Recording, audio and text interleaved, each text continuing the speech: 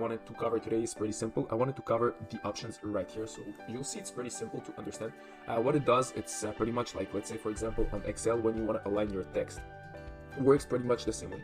But instead of aligning your text, making text alignments, it's gonna align your layers. And this is exactly what we'll do. So I think we are going to use even smaller layers in this case. So we're gonna make even smaller layers like this. We can delete the other layers, we don't necessarily need them. We are going to keep just this one. So what we'll do right now is pretty simple, just Control C and Control V. We are going to create a bunch of different layers, and you can put them whatever you want. So as you can see, we have layers pretty much everywhere. And what we'll do right now, we are going to select multiple layers. So how exactly you can select more than one layer? It's pretty simple. You simply click on the Shift button, and you can select the number of layers that you want. So it could be Shift